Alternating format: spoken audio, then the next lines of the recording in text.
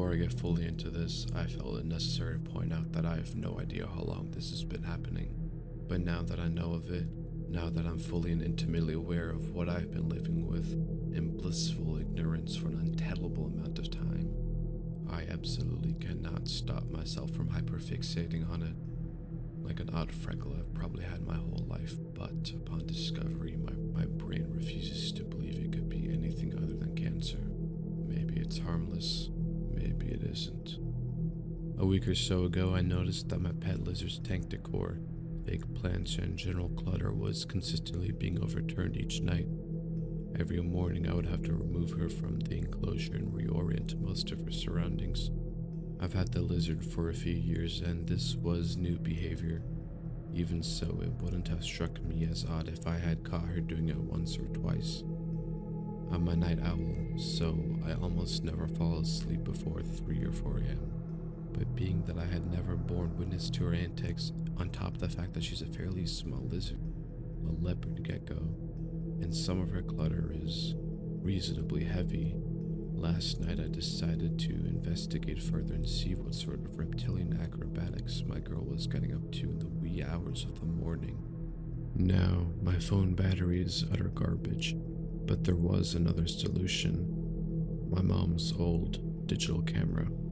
I say old, but a more fitting term would be outdated, considering the prominence and instant availability of HD photo technology present in today's smartphones. Despite this, the camera is actually a pretty decent little gadget. Rechargeable battery, waterproof, and, most importantly, night mode.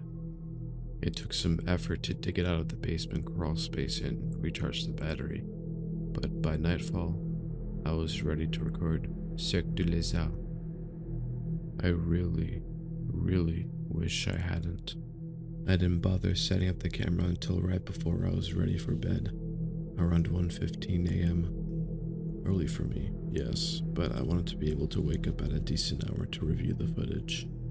Fully charged, the battery would only give me about 5 hours of continuous recording. Good. I switched it to night mode, long pressed the capture button to begin, and checked to make sure that the camera was recording clear video after turning off the lights. The tank is positioned in the middle of a dresser with a tall backboard behind it, within which a large mirror is set. You know the type. Every suburban white mom has one in each bedroom. I placed the camera at an angle more toward the corner of the tank so I could capture two views simultaneously, a standard, more head-on perspective, and that from behind the tank reflected in the mirror. Satisfied with my innovation, I went to bed. The tiny red light next to the record button blinking twofold between reality and the mirror promised I could laugh at the footage to be seen the following day. That brings us to this morning. I woke up earlier than usual, around 10 a.m. I had sort of hoped that the camera would still be functional, but it was as dead gets. As eager as I was to see what it was I'd captured, the 5 minutes it took to extract the SD card and boot up my laptop felt like straight up water torture. I returned to my bed and made to close the video, but something stopped me. I still had nearly 5 hours of unseen footage to go through, so for no particular reason, I began to click through it, dragging the scrub bar and watching the frames zoom by. I stopped again at the 3.5 hour point, roughly 4:30 in the morning, when the thought occurred to me to listen for my own sleep talk.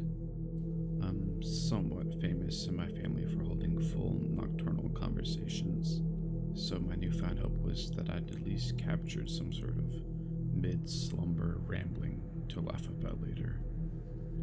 30 seconds of quiet, distant breathing, a light snore or two. That was all the normalcy afforded to me before the remaining contents of that video shook me to my very core. At exactly 3 hours, 33 minutes, and 33 seconds, the familiar creak of my bedroom door made me look up from my laptop, only to realize that the sound was coming from the video itself. The camera was not positioned to capture the door in its view, but it did anyway, via the mirror. I felt the blood freeze in my veins. From the crack of the door, barely wide enough to accommodate a mouse. In sulked this thing. Tall, staggeringly so, enough that it had to duck its head to fit through the door frame. Thin and sickeningly lanky. Black, spindly arms hung from sharply jutting, dislocated shoulders, far past where normal human beings would have ended, practically dragging the floor. Its knees were just as thin and just as dark, bent backwards like those of some grotesque bird, silent and fluid where they looked as they should have cracked and snapped with each awkward, lurching movement. It stepped like a shadow, impossibly quiet, unnaturally still between steps. The only audible sign of its presence was the creak and the click of the door closing behind it, when again it turned, surveying the room, its unholy white eyes pinpricks of light gleaming in an otherwise deep-set void of a face reflected in the mirror. As I watched this absolute nightmare of a thing, this manifestation of darkness on my laptop screen, I felt a strange air of familiarity wash over me. A part of my brain, the part accustomed to making jokes of everything as a form of macabre coping mechanism, laughed and pointed out that it must be my sleep paralysis demon. Except sleep paralysis demons only manifested when sleep paralysis did, not in the waking world, caught by mere happenstance on a digital recording. It hurts to breathe. It felt like this unholy creature's thin, branch-like fingers were pushing through my chest, claws of shadow winding themselves dangerously tight around my lungs. I wanted, more than anything, to close out of the video and pretend I'd never seen it. But foolishly I carried on, driven by horror and curiosity and an innate desperation to wake from whatever nightmare had begun with the opening of that video file. The twitching, shuddering shadow figure made its way slowly and methodically across the room, limbs dragging carpet, too large, head lolling to the side on a thin neck barely substantial enough to support it. Those pinprick eyes, white and soulless, were focused, unblinking, on my sleeping form.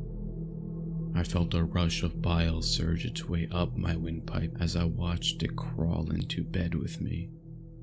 The claws around my lungs tightened as it slunk into my only place of refuge atop the covers and settled next to my prone, helpless body.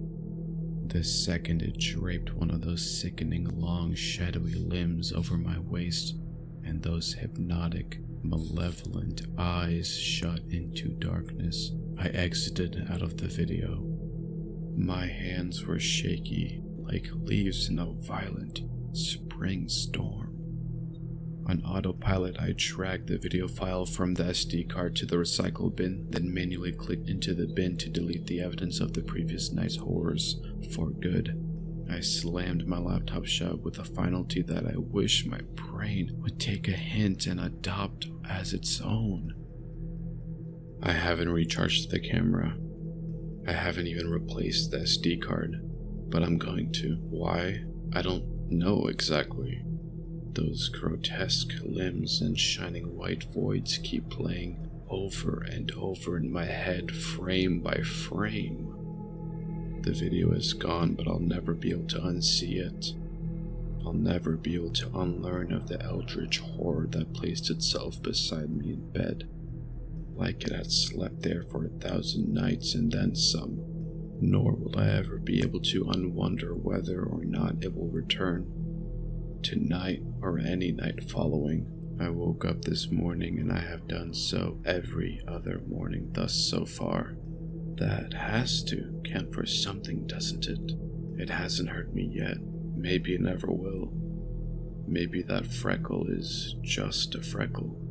Maybe there's nothing to be afraid of unless I think about it too hard. But maybe not. Tonight I'll replace the camera.